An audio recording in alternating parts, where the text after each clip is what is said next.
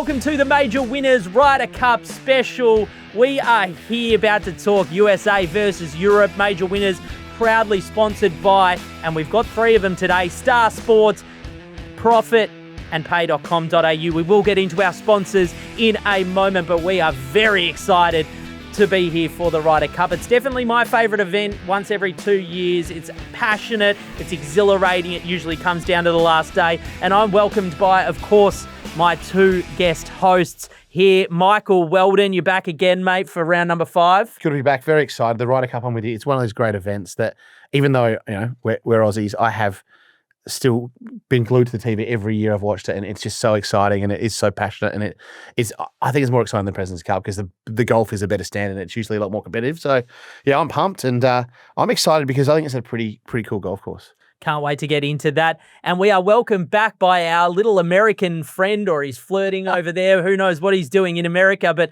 DJ Loypur is back in the hot seat. Welcome, mate. Yes, happy to be here. It probably is the best event. First tee of a Ryder Cup might be up there with the best moments in sport. The atmosphere is out of control. So, looking forward to this. I heard it described as it's almost the PGA times live. Like it's almost a collaboration of both. Which obviously we'll get into in who should have been selected and the players, but it kind of has that feel of atmosphere's allowed. Yep. The chanting, the USA, especially the Europe people in New York as well this year. Yeah, it's going to be wild. No crazy sporting fans. So people will be dressed up to the nines, and it's pretty exciting. And I think you're right. That first hole, watching that first tee shot, it's a pretty special thing. Yeah. I love it, and we cannot wait to get into it. Firstly, we do have a competition. We've got a little bit of an exhilarating competition here. Our good friends there at Profit, they said, why don't we do something different? We're the prophets of putting. And so we're going to sponsor you guys with a brand new Scotty Cameron Phantom X, which DJ has right behind him there sitting. Hopefully he wants to give it a show. He's not a big mover and shaker there, DJ, but... crack it out, mate. Have a look. That's presented by Profit. We'll tell you how you're able to win that in a moment. Of course, you have to be subscribed to our channel here on YouTube. Also, we've just got an Instagram, guys. We're getting into into the new age. Sorry, what? We might have a TikTok by next year. We may have a TikTok. We actually do have a TikTok. It was made on my personal one. But we've got, of course, the Instagram page. We'll tell you how you can win that Scotty Cameron putter, valued at about $800. And it will be going off this episode. So we look forward to it. Thanks again to Profit for giving that one to us. Let's get into the course. We talked about how exciting this course is. Bethpage Black is fraught with danger. And I tell you what, there's a few things that it's got going for it, but it's just brutal length is number one, isn't it? I think so. Deesh, have you played it? I have not played it. Yeah. But not just the length, super tight, very tricky greens. It's one of the toughest courses on the rotation. And thick rough? Very thick rough. I'm not sure how they're going to set it up for the Ryder Cup, if they'll dial it back. Because they do like fireworks in these sort of things, but it's not a course that makes a lot of birdies. So they don't want Ryder Cup versus US Open. They're not going to go US Open, potentially not as tough as US Open because they want to see some scoring. I would imagine so. They want to see holes won with birdies and rather than car crashes. So that's why I reckon it's a great venue for it because it is. I mean, there's that warning sign when you arrive to Bethpage that it says, this is a difficult golf course, right? There's literally on the first tee there's a sign. There's a warning. What it's famous for saying, warning: the black course is an extremely difficult golf course, which we recommend only for highly skilled golfers. So. Yeah. So DJ and I'd go there. You can play there, and I'd meet you for a pizza afterwards. To put it in perspective, PGA in 2019 for the tournament it averaged 2.6 over par. Yeah. And they're the 120 odd best players in the world. Yeah. Do you know what excites me about it though? Is that when it's played as a tournament, you have to be cautious because obviously you can start getting out. Yeah. When you're playing match play, it's hole by hole. So you can still go for absolutely everything with the max repercussion being losing that hole, yeah? Do you think that'll change it a little bit? It will because match play, you're playing the person you're playing against. You're not playing your own game. So you're going to have, a lot of really tactical decisions people are getting made. Do they, have a crack at a pin they probably shouldn't? Do they risk making 6 to try and win this hole? So it'll be a lot of really good chess matches out there, which will be fun to watch. Can't wait to get into that, guys. Run me through some of the brutal holes. I know it starts really tough, doesn't it? I think the hardest holes in the first few. So I mean, it's kind of tough the whole way. So the last three, or the three majors that have been played there, the fourth hole was the only one to play under par, the par 5. Yeah, Every other hole played over par. And the last 4 were the 4 toughest. So where all these matches come together, it's going to be really interesting. 15 was the toughest hole in all 3 majors. My favourite hole, I think same for you, Weldo, was the par 5, fourth, with the double split sort of fairway halfway through. Really iconic signature hole. Yeah, and beautiful to look at. And I think, there is some risk reward there, right? You can go at the green. Yeah. But I can imagine seeing some of these great golfers actually playing more tactically and make an easy birdie over a tricky eagle. Yeah, exactly. That's one of the few holes we'll probably see a little bit of fireworks, but it's entirely dependent on how it'll be set up. Yeah. But it'll be a really good watch. You can only assume that they're going to set it up as hard as possible, yeah? Well, they're going to set it up to try and favour the Americans, obviously, because they're in control. USA. So USA. Was that the thing? So in a Ryder Cup, they actually set it up to their liking. Correct. So, yeah. Like the last one in Rome, set it up more, to favour the Europeans. So not as long, not those big long driving holes. Correct. That So sort of thing. the interesting thing about this major, the Europeans tend to play really well on the tougher golf courses. Yeah. And we're playing at the toughest one in America. So they may soften it up. It'll be interesting to see what they do. Yeah. Yeah. That's the cool thing, right? That's again why the Ryder Cup is so special, because it is, a home ground advantage, which you don't have in any other golf tournament, really. Not really.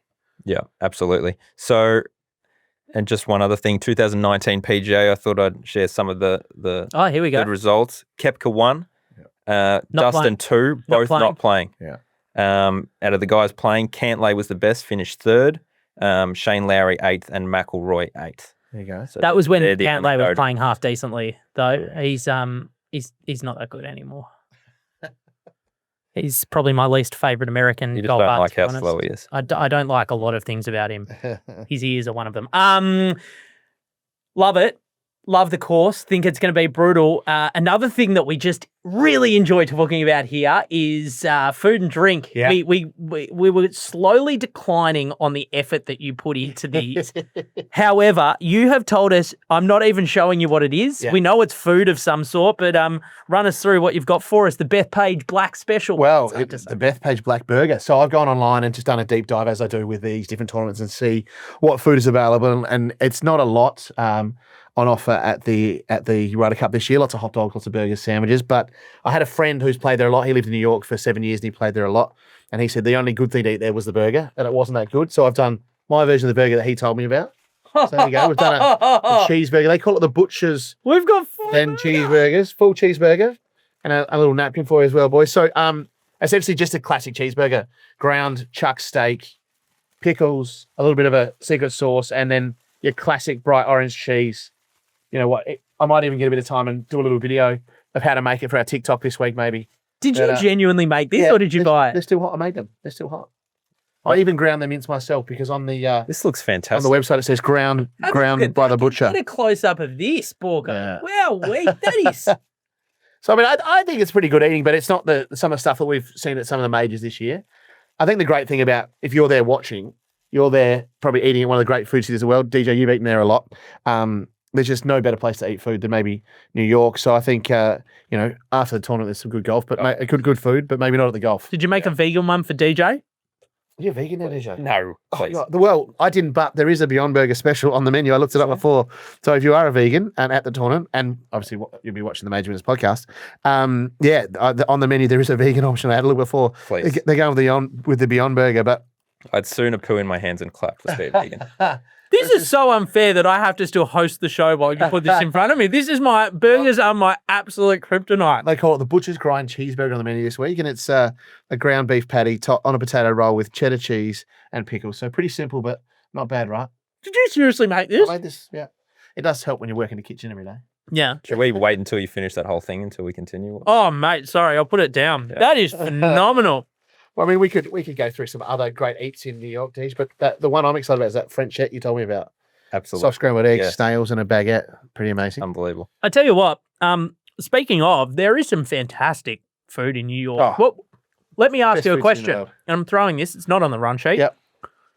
If you could add one meal to the menu at Bethpage Black that's traditionally New York, what would you add in? I think it'd be pizza. I think Yeah, I was gonna pizza say in so. New York is That Brooklyn. Yeah, and the American style pizza. So there's bigger pizzas. I mean, a bit like Sunnyside Sliced here in Mentone down in the golf club. One of our favourites. One of our favourites. It is that bigger slice. You can either have a slice or a whole pizza or a pie.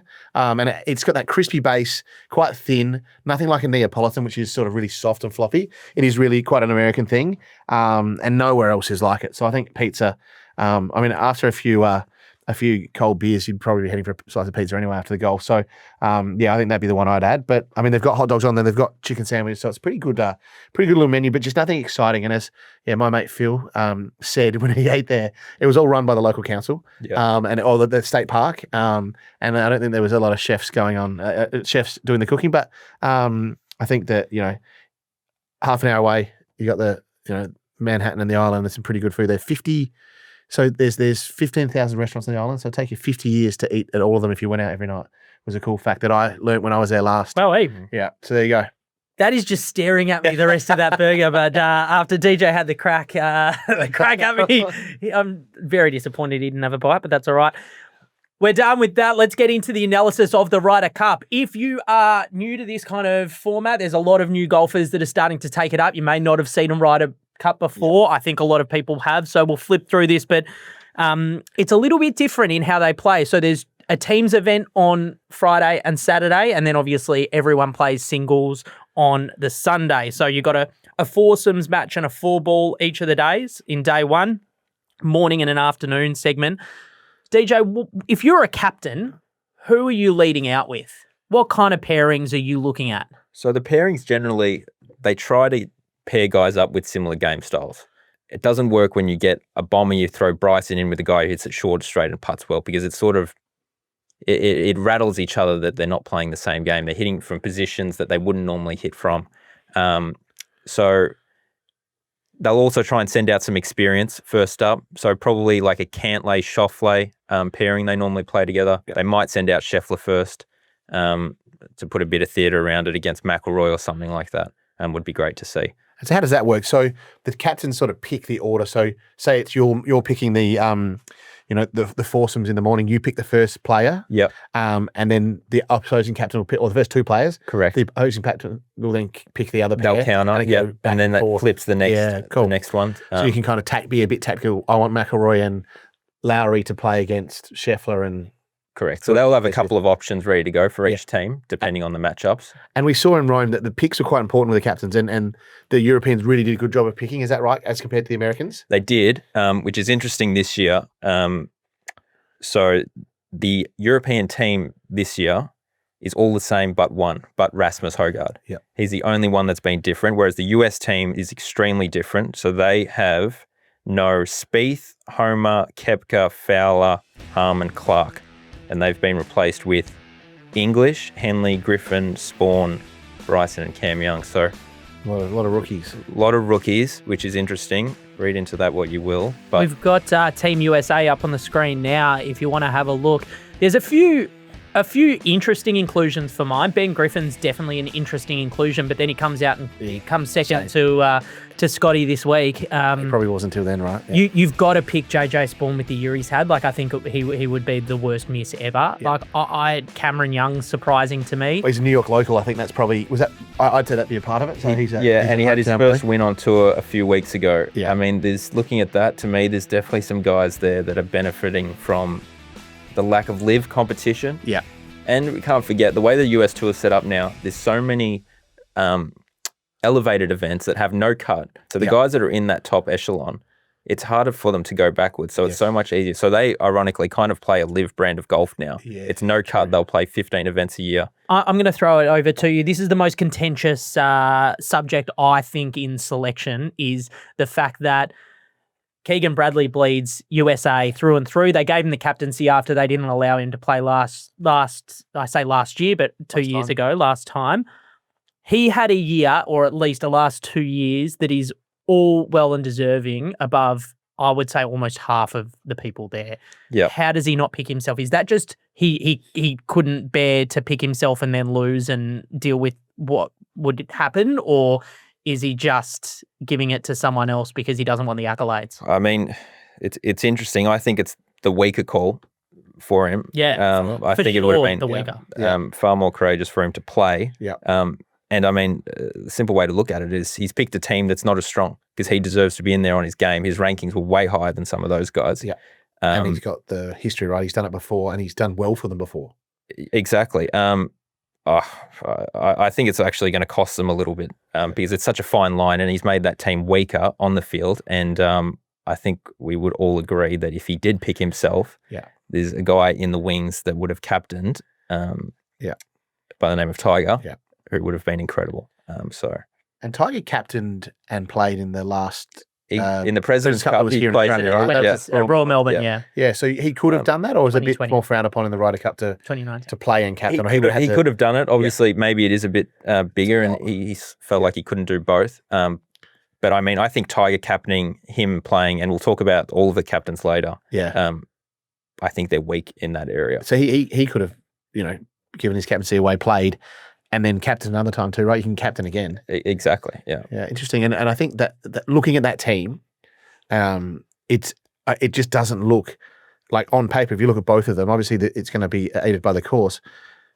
On paper, the European team is much stronger in that match play Ryder Cup experience, and I'm sure that must come into it. Especially we like to talk about that first tee shot, the crowd, the noise. It's the opposite of the golf that all the other guys have played who haven't played it before. Yeah. So having that guy Keegan Bradley go, actually, I've done this before, and I'm like really clutch, and I've had a great year.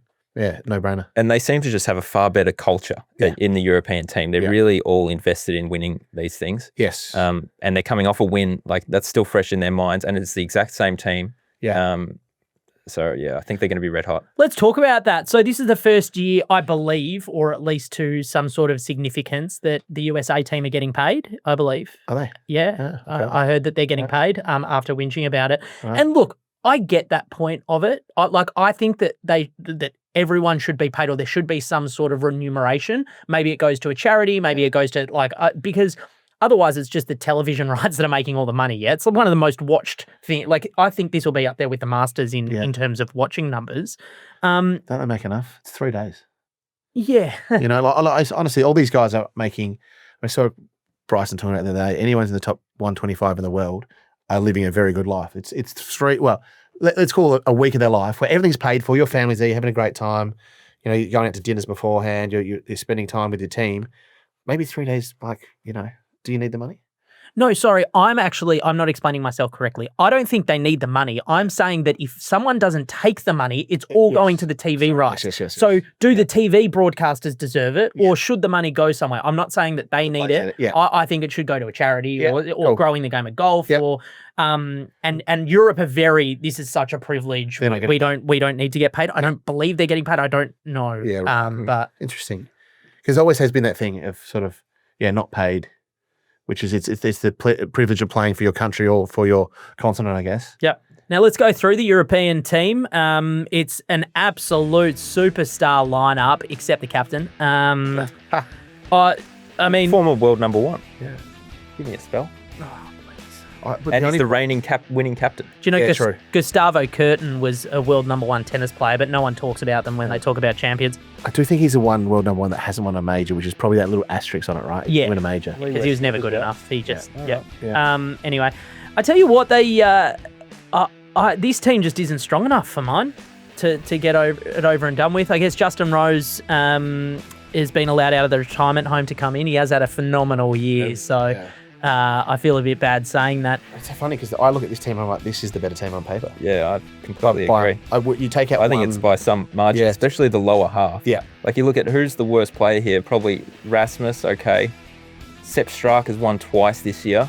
Rob McIntyre he only plays well in the wind. Well, that's not true. He came second in the US Open to JJ Spawn, so he can play a really tough golf course as well. I just look at that team and think it's going to towel up the Americans, to be honest. And I don't think we have them up here, but I want to touch on the captains as well, which do play a big part. So if we were to compare the captains. Oh, sorry, you're talking vice captains as well. Sorry, it is we a just team, put the normal captains in. It is a full-on leadership team that creates that atmosphere and culture. So Europe, we've got Luke Donald, impeccable last Ryder Cup. The 2 Molinari brothers, Jose Maria Olazabal, who famously captained, won a bunch of Ryder Cups. No one Sort of, more loved than him. Changing the Ryder Cup team and Europeans back winning, right? He was a big part of that. Yeah. Thomas Bjorn also goes in the same basket as that. Very loved. And Alex Noren, who was probably stiff to miss out.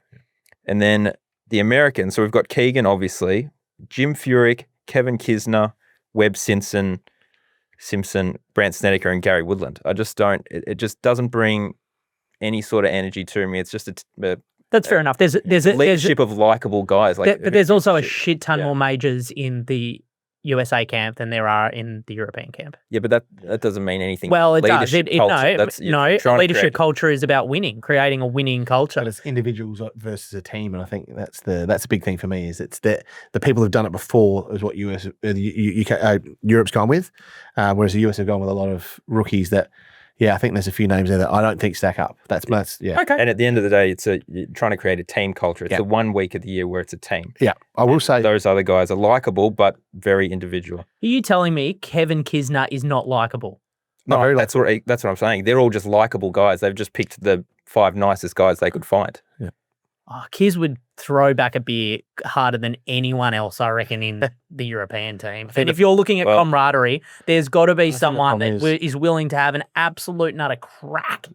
The people listening that know who Thomas Bjorn is would disagree with that. And I think the problem with the US team is half the players don't want to have a beer. That's the issue. Like, would you have a beer with Patrick Cantler? You wouldn't. I would not have a beer with He wouldn't have one with you. I think the one thing I did like in the Do you reckon Rory McIlroy's ever had a bear? Yeah. Because he tipped one on Phil's head after the last Ryder Cup. Yeah, because he didn't want to drink it. No, McIlroy's not afraid of some mischievous behaviour. Yeah. Oh, I like it. I like that. I like it. Little major winners, Scott. On this team stuff, I saw something this week that I liked was Bryson went to the tournament this week, even though he wasn't allowed to play because of the live contract. He actually went to the tournament to be around the team, which I thought was actually a cool move and something that maybe Bryson of 2 years ago when he went to live wouldn't have done. So I think that is something that is quite exciting and quite cool for the US team. So maybe they are working a bit more on that camaraderie. But I know that Colin Morikawa came out and spoke about it and said he was really sort of appreciative of Bryson making that effort. Flew halfway across the country to be there, even though he wasn't allowed to play, had a dinner. So look, they're working on it, but I see that the European team, and I'm like, this is a bunch of guys that are mates that want to play golf together and that want to beat the US really badly.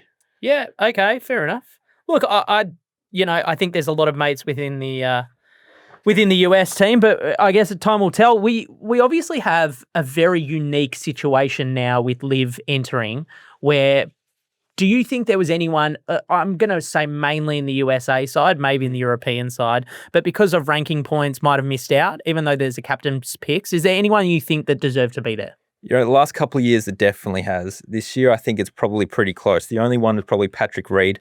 Yeah. And obviously not a very likable guy. They wouldn't have picked him at all. But he had a cracking year on Liv. He won. He had, I think, 7 top 10s. It's just played great in the majors. Doesn't he? So you want that? I mean, and he's actually won at Bethpage as well in 2016 at the Barclays there. So he would have been a great pick. The only one from the Europe, probably Sergio, was a bit stiff. Yep. Matt Wallace was stiff. He's not a Liv guy. But other than that, they got a pretty ride. You'd love to have Brooks and Dustin, but they both had pretty poor years, so you can't really justify it. Yeah. Dustin had his worst year ever, I think, didn't he? Yeah, first time he hasn't won since he's turned pro. Okay, guys, time to get on to putting with Profit, a new segment we've got thanks to our great sponsor there at Profit. In golf, every shot is shaped by things you can't see. Wind, break, lie. In marketing, it's the same. Unseen forces shape the outcome. Profit builds a digital clone of your business using novel mathematics and AI, so you can model those hidden factors, test, and make sure you commit and spend money where you know that it's going to work. Act with confidence. Go to profit.ml. I tell you what, we're going to talk about the putting now. Statistically, I don't know if this is true, but I believe my great team, the USA, the United States of America, who are going to win convincingly the Ryder Cup. We'll get into that in a little bit. They've got a bloke called Sam Burns on tour, and we had a picture sent in by friend of the show, Jack Nunes, and this is why I am so confident. This is post the 2023 Ryder Cup. They're in Positano, and Sam Burns, quote unquote, and I think it was kind of, I'm abbreviating a little bit, but said, we cannot lose as long as I'm playing in the team. So Jackie Nunes sent that in. Thanks for sending it in, Jack. I agree. Sam Burns, best putter on tour, DJ? Definitely your favourite. He is the best putter on tour, ranked number 1 shots gained putting. And who else is up there? Cameron Young, 5th, shots gained putting. And That here's surprises one me. that you would not pick. Ranked number 7th this year, shots gained putting on tour is McIlroy. Oh, 7th best putter in the world this year. Oh, wow. So they're the top ones worth mentioning playing the Ryder Cup.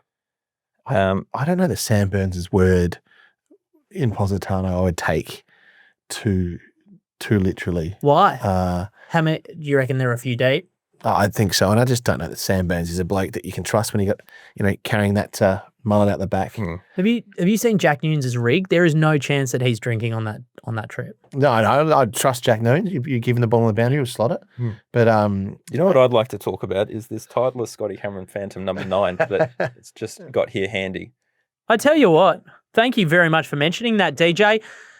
Because I tell you what, that's our competition. Thanks to Profit, that beautiful piece of artwork by Mr. Scott Cameron is what we're giving away. It's got to go away. So the competition I was going to say this year, but obviously this episode for the Ryder Cup, thanks to Profit who have donated the Scotty Cameron Phantom 9, is that all you have to do is pick who's going to win, what the score is going to be. Remember, there's 28 matches. Am I right in saying that? Let's go with that. I'm not sure. I'm pretty sure it's 28 matches because 14 all is a tie, I believe. We'll throw up the math on the screen. 26, 28, yeah. I believe it's 28. So who's going to win, what the score is going to be, and who the best player is going to be. And it's going to go in that order. If you pick the exact score, I dare say that you'll probably be taking it home. However, if there's ties, that's why you put the extra player in, because the best performed player will take it out. We've only got one of these. There are terms and conditions to the competition to win that beautiful putter. I would love to win it because my putting is atrocious at the moment. That wouldn't help you, mate. You carry 2 putters in your bag and that doesn't work. So don't need a third one. That is actually a true story. I do You don't need a carry third two putters in the bag. But just one thing, you must be subscribed, and you also must follow our new Instagram. It's great to have there. Michael, you've got the most Instagram followers out of all of us. I do. That's just a hangover from MasterChef, but we'll try and get a few of those to jump on board. Do you know what I've noticed? I'm completely off track here. Yeah, Do you know what I've noticed about your Instagram? Yeah. You never actually post anything. It's all reposted from other people. Yeah. Oh, look, there's a plan for that, but is there? I won't go into too much detail. Is there a plan? Yeah, there is. Okay. I think so. Who knows? Do you know what it is? No, someone does who's much smarter than I am. I love it. In golf, blind shots are dangerous. In marketing, they're costly. Profit changes that. With digital clones powered by novel mathematics and AI, you can see the lie, read the course, and know the likely result before you swing. That's predictive intelligence. Go to profit.ml to learn more. So anything else on the putting, guys? Is there anyone else that we should look for? Who's going to putting? That Rory fact's great because I think Rory's going to have a big week. Yeah. And it's obviously he did very well in Rome, and that chip is the one that everyone's going to remember. But if he's putting the ball well, look out because he hits the ball as far as anyone, or probably him and Bryson are the furthest hitters out there. And I think we've touched on that's pretty important at Bethpage, as well as the fact that when he gets the driver going, it's pretty good. So if he gets his driver and a putter going, he'd be one I'd be tipping to get that Scotty Cameron in my bag. I absolutely love it. DJ, anyone else you want to add in, or are you pretty happy with your little McIlroy stat I'm there? pretty happy with the McIlroy stat. I had a couple of guys who were struggling, if you want to talk about. Oh, yeah. Wait, can I ask you one question? I do want to go to that, but I want to ask you one question first. You've got all of those putters in up there, yeah? So all of those people that have played in USA and Europe, if they miss a 10-foot putt, if they miss a 10-foot putt, something bad happens to you. Are you having McIlroy? Are you having McIlroy in there or not? Why don't we polish that question up for you? Yeah. Who do you want to have a 10-footer to win the Ryder Cup? Yeah, that's probably. Why is something bad in a DJ? I don't know. I was just hoping. I like it. I liked it. Great question. You guys will have to throw one in here as well. Yeah. You're going to hate it, but it's got to be, I think, Patrick Cantlay. Ooh. There's very few more clutch putters in the game than him. I feel sick. Great. Okay. And we can't pick Patrick then? Because then you have to go into not just who's the best putter, who wants the moment as well. Yeah.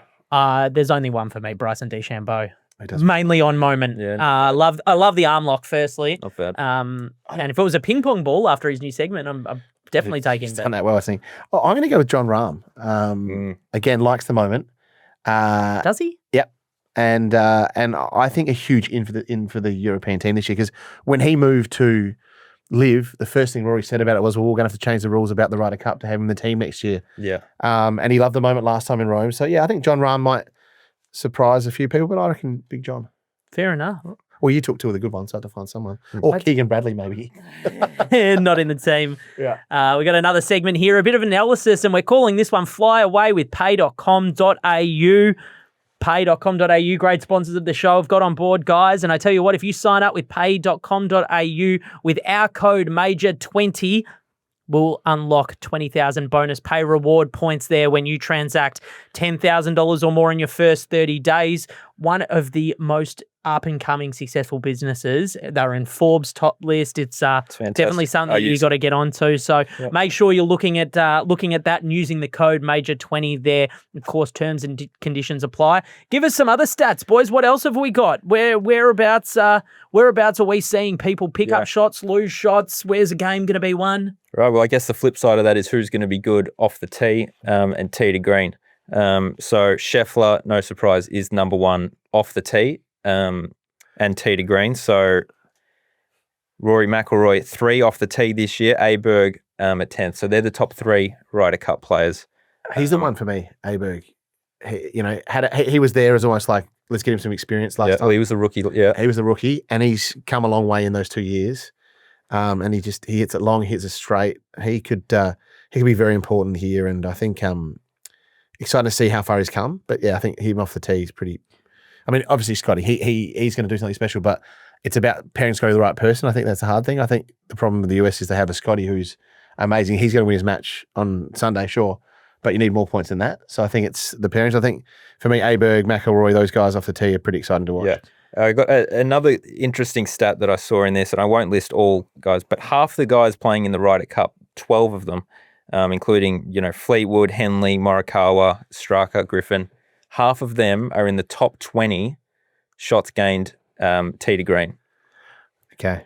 So, and you had 3 guys shots gained putting. So, just as a general, everyone says go practice your putting. Yeah. Go to the range and try and flush it first if you want to be good. Do you reckon it's because the downside of hitting driver really bad is brutal compared to just missing a putt? Well, it's just that it's so important to hit fairways and greens. You've got to make a lot of birdies out there, and you just can't do that if you're spraying it all over the place. It's not they say drive for show, putt for dough, but it's kind of the reverse at this point. And does it change a bit for match play? Because we haven't touched on this, but you're going to get given putts along the way too. You're not having to hold those 2 footers that you should hold.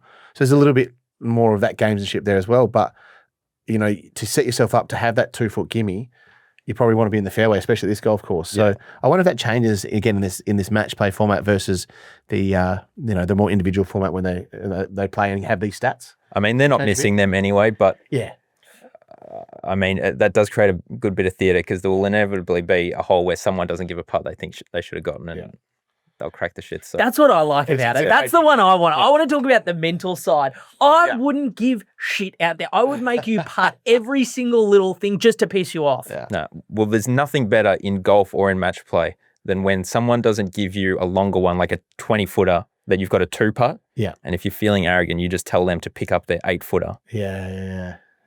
That's the best. Yeah. So keep a lookout for any of that happening. Yes. Yeah. And there'll be a bit of that early on to establish that. By the end of it, they'll work out what's going on, or is that how it usually works? I mean, they're pretty good. They're all buddies, but there'll be a bit of a rivalry. I do like that you touched on that. They're all buddies because it's kind of like this is the biggest sports competition in golf, biggest team event in golf. But then Sunday night they'll all have a beer at the end and go back to being mates, or whoever are mates will go back to being mates and traveling together and stuff. It's pretty special. But I do love how competitive it does get. The carry on about the hat last time round with Cantlay, and then Xander. He got into it with McIlroy and Cantley's caddy, right? That's right. Yeah. And something happened in the car park. Yeah. Which we love that. More of that. Yeah. I would like a full-blown punch on. If If you're asking me, I want to see some. Actually, no, I'd rather like a full hissy fit, like throw a club kind of behavior, like DJ. DJ would be a club thrower. The great one was Patrick Reed's caddy, his brother-in-law, I think, getting suspended for a day or not carrying the bag for the day here in Melbourne at the President's Cup because he got to it. Fisticuffs with a fan, I think. That's right. He didn't. There wasn't. He throttled a fan. Yeah. And then they said you can't carry the bag for a day. It was great. Brilliant. Well, hopefully we get a little bit of that. And I think that is the fun bit is the interaction with the fans, the players telling the fans to get loud and the excitement. I think it adds to it. There's more to watch than just golf, which is good. I love it.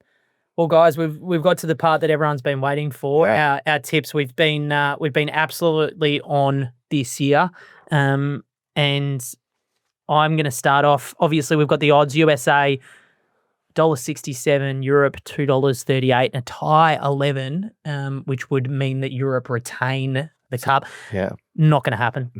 USA are going to dominate. I've got it going them by about 5. So I've got it at about, I think it's 12-17 or something like that. Or, no, that's 11.5, 17.5. Yeah. I can't see them losing. It's on their home soil, firstly, and they've just got a better team. They have this guy. I don't know if you guys have heard me talk about him, but Scotty Scheffler. I haven't spoken about him enough or done him enough gratitude.